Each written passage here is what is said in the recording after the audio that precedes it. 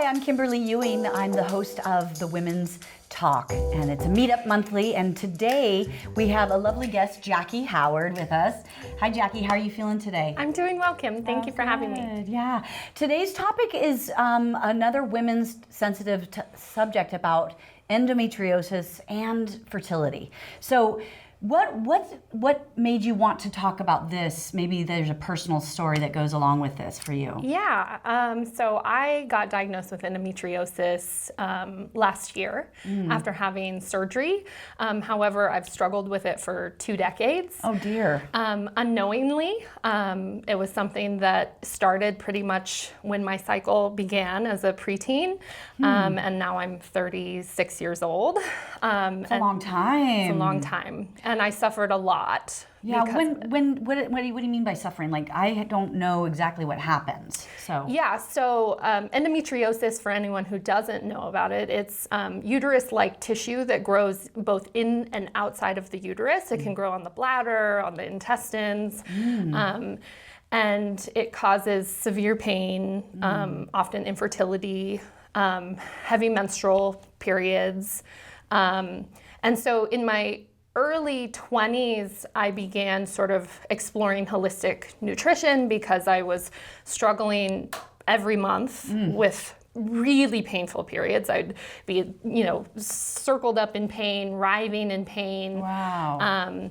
And it didn't necessarily affect my quality of life, but then something in my 30s changed, maybe hormonally, where I was in pain pretty much, 3 out of the 4 weeks out of a month. Oh my goodness. Yeah. That does change your whole life. It affected everything. It affected my mental health. Yeah. It affected my physical health, obviously. It affected the way that I navigated friendships and career and everything. Wow, what a story. And you said surgery. Did you tell us about that from last year? Yeah. Oh gosh, Kim, I could talk to you about this forever. Us women, man, what we have to endure. So many struggles. It was difficult because it's very understudied, like most women's health issues. And so I remember going to OBGYN in my 20s saying, I have painful periods, and they're just like, well, this is part of being a woman. And so you weren't exaggerating. I mean, periods are painful, but you felt like there was something even deeper than the normal menstrual cycle. And through that, the maybe 15 years of sort of going to the doctor and repeating this, I sort of experienced medical gaslighting, where it was like, wow. I know there's something wrong. Right. I'm experiencing severe pain, but my cervical exams are coming back normal. An ultrasound was held, and that came back normal. But the thing is it's hidden a lot, and most women are not diagnosed without a laparoscopy. So to get there, and to understand that is the sort of the steps to take, I had to find a peer-led group that sort of talked about endometriosis. It's not something that I even knew about. I didn't even hear that word until like 5 years ago. And so it was a peer support group that sort of led me to take the steps to get diagnosis. And that surgery is called what again that you have? A laparoscopy. A laparoscopy. That's the thing you have to do to then have understanding of endometriosis? Yeah, so what's interesting is to both get a diagnosis and then to potentially remove lesions, you have to have a laparoscopy. So you don't even know, I didn't even know that is what I had until I had surgery. So I remember waking up from my surgery going, did you find something?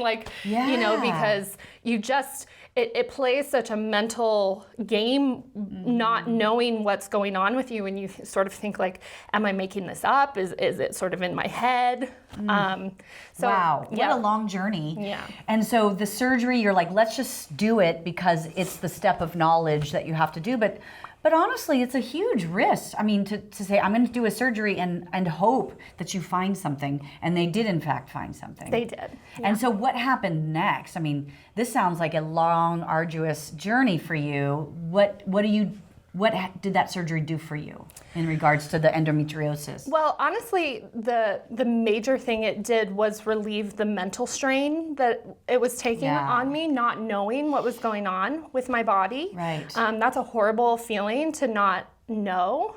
And for years. I mean, it wasn't like this was just an oncoming thing. This was for decades. Yeah. Wow. And it can go from you can start feeling symptoms from the moment you start your period to menopause. So, That's like 50 years, which is a very long span. 30 to 50 years. And I have lots of symptoms. I have hot flashes. I'm like sweating as we speak. Welcome to the women's women. meetup. At least we can laugh about it. Yes, I mean that's the only thing we can do, really. After surgery, I didn't have relief from symptoms. You didn't? So I was still in pain. So then really the only avenue I could take was explore a hysterectomy, which isn't always a cure. And I thankfully didn't ever want to have my own natural children, but a lot of women do. And so to have that and to also struggle with infertility in of itself is such an emotional struggle. Yeah, and then the other aspect is hormone therapy. So I will probably be on hormone therapy until menopause, which causes all kinds of other side effects, including hot flashes. Welcome to menopause early. So I mean, I don't laugh that off. I get it. Yeah. And you know, you just don't have that many choices, do you? You don't. I sort of say that like when I first started this journey, it felt very medieval. It was like a lot of OBGYNs were saying, well, you know, the only cure is really have a hysterectomy or have children, which actually is true. Endometriosis does soften, as far as I understand, because my sister had endometriosis. Didn't have a problem really getting pregnant, and then she had babies and she never had symptoms again. Yeah. Or minor. Yeah, and what's interesting is my mom was a very young mother, and she had endometriosis, but she was so young that she didn't have a lot of the same issues that I had, like into her 30s. Yeah. And so, but what a horrible thing to be at an OBGYN and they say, well, you can either get pregnant or never have children. Those are the worst. Those are your options. So it was a real struggle for a long time, and it took a major toll on my mental health. Absolutely, it would. I struggled with suicidal ideation through those years because I was in so much pain cyclically, didn't know what was wrong with me, sort of felt crazy in some ways because medically I wasn't getting any help. So it was quite a journey. And you were your own advocate saying, I need this to be checked further, developed, and so it wasn't like you were ignoring it and then saying, oh, poor me. Yeah. You were an active person saying, please help me find out what's wrong with my body. And so there's a lot of compassion for that, really, Jackie, because as women, it's like there's so much going on inside our bodies that we just don't know.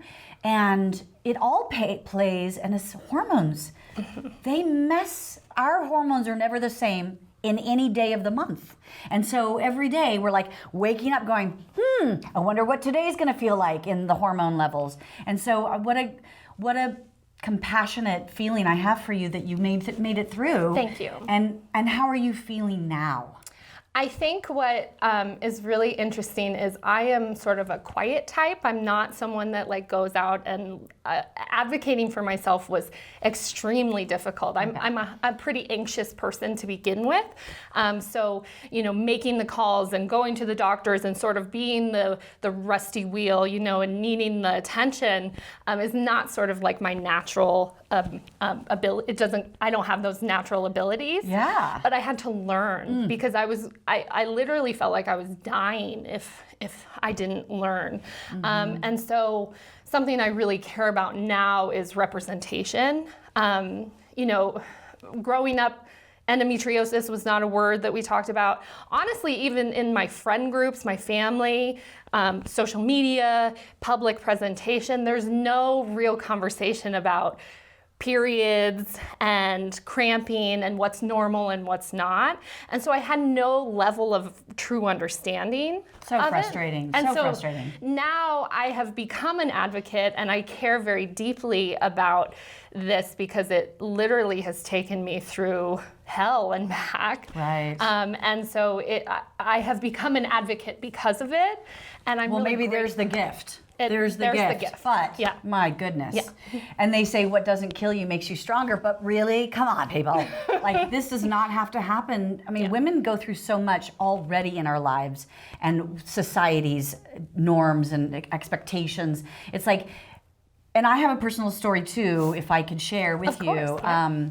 So I was of a certain age of having children, and I had hormonal imbalances. Go figure, similar things. Yeah. I didn't have the tissues, but I didn't have the hormones to hold a baby in my uterus. And then, of course, fun family fact, fibroids, those are fun.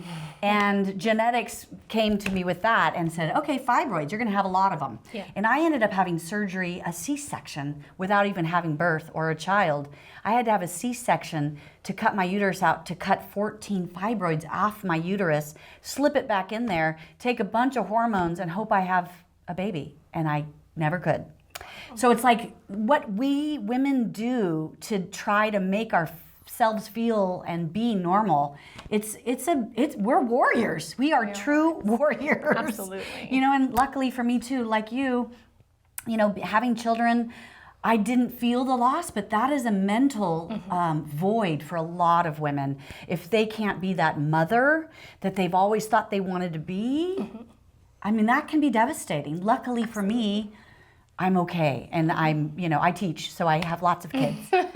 But these are those things where nobody knows what story you have had to go through and what life you've had to go through to be on the other side of it. Yeah. So how do you help others with this endometriosis? I mean, now that you say this, the gift is I'm an advocate. What do you do? If people are listening or watching, what can we tell them? Like, it's going to be okay, but get out there and talk to people. I mean, it's hard to talk to people, as you said. One of the big things that I would recommend is support groups. Yeah, that's great. Peer-led groups are a huge part of my life, both for mental health and physical health. Yeah. It actually wasn't until I joined a support group based on reproductive health issues that I even read the word endometriosis or knew about it. And then they guided me to take the steps like I need an ultrasound, I need blood work, I need a laparoscopy eventually. And so it helped me find those steps to take. And are those peer-led groups local? Or are they on social media, or how do you find them? I've been able to find them online, which has been really great. Okay. For someone who doesn't necessarily have access to a local group, finding something online is really helpful. And then you can just use it through Zoom meetings, or how does it work? Exactly. Okay. Yeah. Great. Because I mean, sometimes you are, maybe someone that you really connect with is in Alaska, and it's like, how do we connect? Well, now post-COVID, so some gifts from COVID is that we can meet each other online. Yeah. Wow. And social media actually has been a huge tool for me now. Now that I've become an advocate myself, I share pretty openly about my struggles, and I've been able to connect with a lot of women who have similar struggles. I'm working on a book to explain my struggle from endometriosis to psych ward, which is a whole journey of itself. True. It's true. But the aspect of suffering with physical pain for 2 decades and not being able to speak about it, I sort of felt shame around it. Terribly. And so I want to encourage women to speak about the struggles that we have together, in your friend groups, in your family, on social media, if that's what you feel most comfortable with. Right. Because there are other people that have those same struggles. And it might not match completely, but it's a similar struggle. Well, and isn't it true, Jackie, that it's like the silence isn't going to be our friend? No. And if you are not suffering now, maybe you could help someone that is and say you can get to the other side. Yeah. Your mental health can go, you can work this through. That's the true gift, Kim, that has been given from my journey, and that's what I see it as, is like being able to help support someone else through theirs, because this is a very lonely journey us women face with just the many mental and physical health problems we have going through life. And so, being able to help one person feel less alone is the gift that I've received from this. Jackie, that is so amazing. I'm so sorry you had to go through this, but yay that we have you, because, and I love that you're in your 30s. Yes. And I'm not. And what I love about it is the new generation, your generation, is saying, yes, I'm going to talk about this stuff, because we are more than 50% of our society in America, and we need to start talking about this. And we need to just have compassion and understanding. And my husband hears a lot. And I was like, you know what?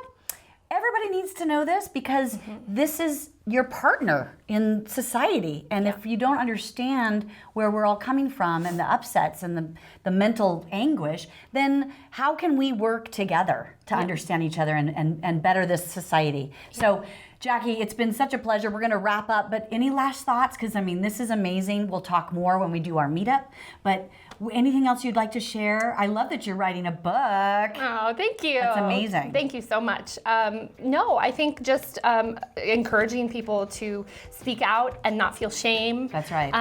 Shame is one of the least useful things. I've experienced so much of it in my life. It's completely debilitating. Yeah. And I just want people to sort of lean into the vulnerability and understand that just by speaking out, they're going to help someone else. Absolutely. Well said. Well, thank you, Jackie. And we'll keep this conversation going. But for now, thank you for tuning in, and we'll see you next time.